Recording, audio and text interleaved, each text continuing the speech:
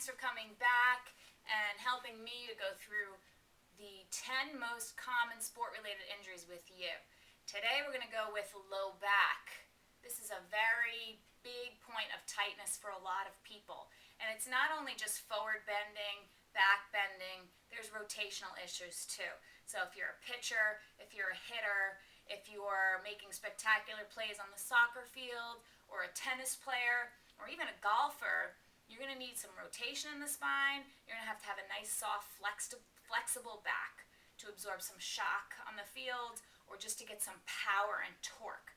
Okay, so I'm going to give you some tools today to help you open up that back. What we're going to do first in order to warm up the spine a little bit and get the breath going is just sitting easy cross-leg.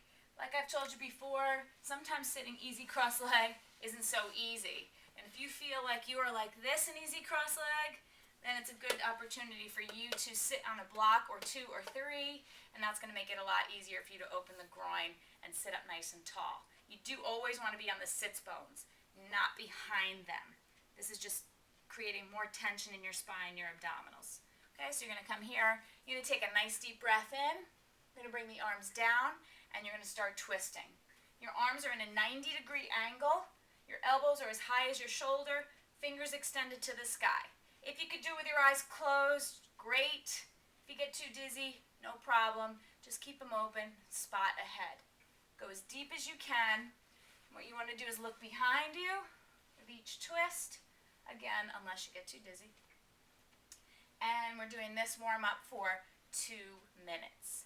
Notice which side you go, easy or 2, which side is tighter, and work with that. See if you can work into it a little bit deeper on that tight side. You're using your breath, syncing it with the movement, so it's in and out through your nose like this.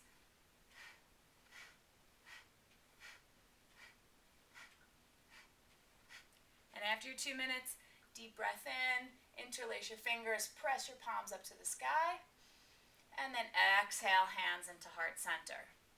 So a lot of low back problems, like I said, are rotational or abdominal weakness or lack of flexion extension. That's what we're going to work on. First thing we're going to do is seated forward bend. You're going to come onto your mats. What I like to do with seated forward bend is have myself up on a block. You could sit up on a block. You could sit up on a couple of pillows. You could roll up your mat. You could sit on a sandbag.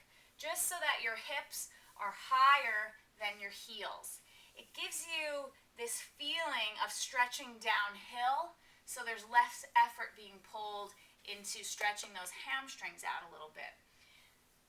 Why are we stretching the hamstrings when we're talking about the back? Is that the hamstrings originate right in the sits bones, right in those bones that you're sitting in when you're grinding into the chair.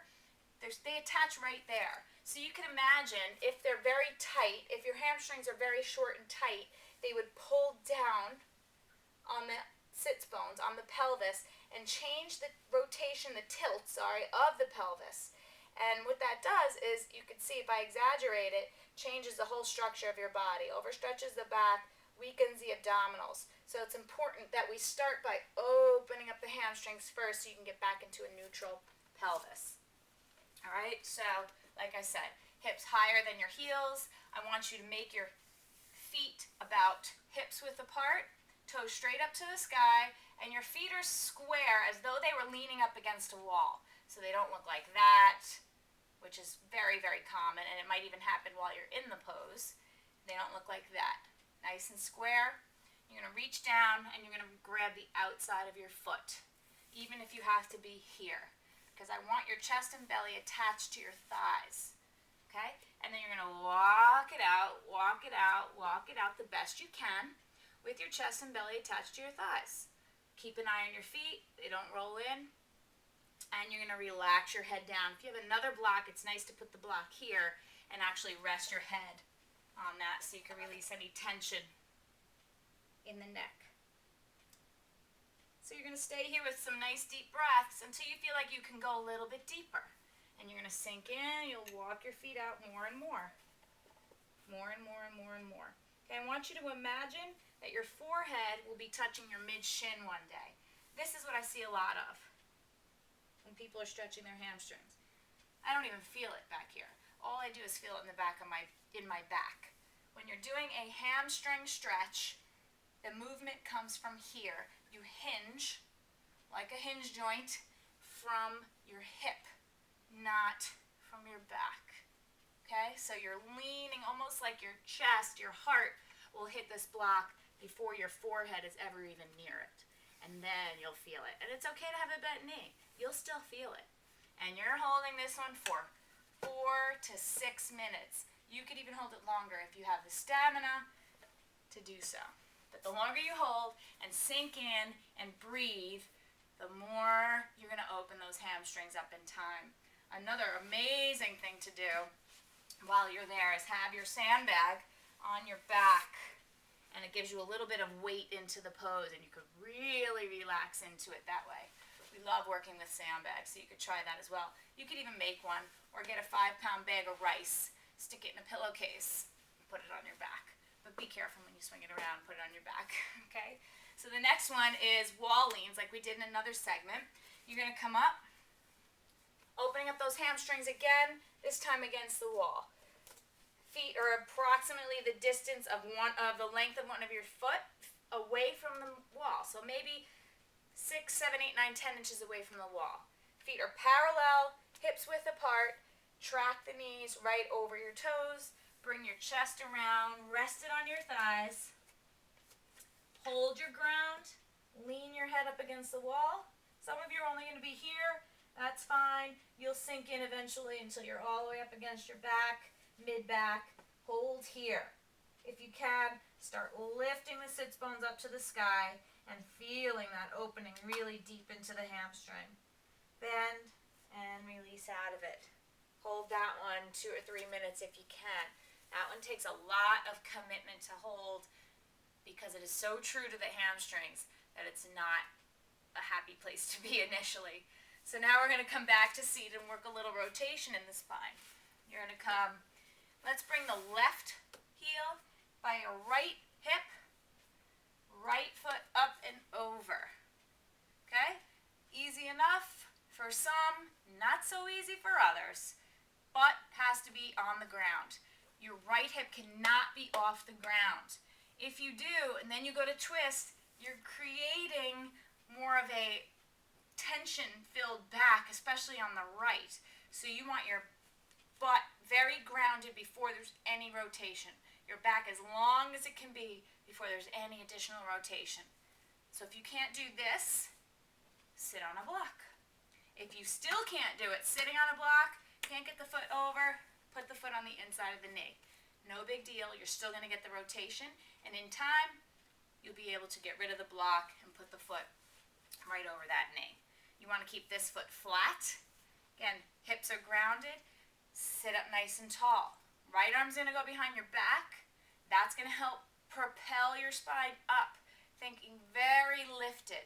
Left arm goes up to the sky, get some length, and then drop that arm on the outside of the leg and use that arm against the knee. Use the backhand against the floor to increase your twist and rotation. And guess what? Head is part of your spine. So rotate that chin right over the right shoulder. Hold it here. Every inhale, get taller. Every exhale, twist deeper. And think about opening the front of the shoulder and chest. Come out nice and easy, and maybe a little counter twist will help it feel good. And then, of course, you're going to do the other side. Okay? Twist to the other side. Next thing we're going to do is work the abs a little bit. You're going to come into a seated position. You're going to lean back. This is called boat pose. Okay? So what you're going to do is round the very bottom of your tailbone, and you're going to lean back. This is level 1. Lower legs parallel to the floor. Hands are holding the knees. Hold it here. Bring it in and out several times. Level 2, arms are parallel to the floor as well. Level 3, toes in line with your eyes. Hold here first for a count of 5.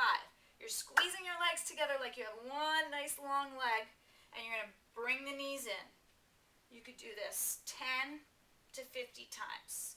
Okay, we're rounding the lowest part of our back, our spine, so we don't grind the tailbone into the floor. Keep the knees together, and if you don't trust yourself, roll up socks, get a soft block, put it between your knees and hold it there. And that's going to help back stability, strengthen the abs. Let it go, take a few deep breaths. Last thing we're going to do. Have you had enough yet? Onto your hands and knees, forearm plank holds. Okay, so we're toning the whole back, working the shoulders, chest, shoulder joint as well, but we're increasing the strength in our abdominals so we can support that low back. Onto your forearms. What you're going to do is make sure the elbows are right under your shoulder this time. How do you do that? You can swing the hands around, wrap your fingers around your elbows, then keep your elbows right where they are, and just swing the forearms out, palms flat. Palms flat, fingers spread. For a lot of you, you're not going to be able to get the forearms parallel because the shoulders are too tight. Eventually, work them out until they're parallel. Okay, some of you, it's hard to keep them there, so you can put the block on the floor like that to help you stabilize. Okay, and then you're going to press back into a plank hold. I am not here. I am not here. I am not here or all the way back. My shoulders are over my elbows, palms are flat, legs are engaged, stomach is strong. Don't drop your head either. Your head is a natural extension of your spine, and you're going to hold this for a minute. Take a deep breath. Drop your heels to the right, left arm up to the sky. Bring it back down, heels to the left, right arm up to the sky. Bring it back down and rest on your stomach. And do that 3 to 10 times for a minute hold. Okay, so that's a tough one that you're going to build up to. That one's an all-encompassing one. Back, abdominals, shoulders, chest, and you're getting a little rotation at the end. All right, so that's low back. Thanks for joining us. Be sure to check out all the other videos we have addressing the 10 most common sport-related injuries. Good luck to you, and I'll see you on the field.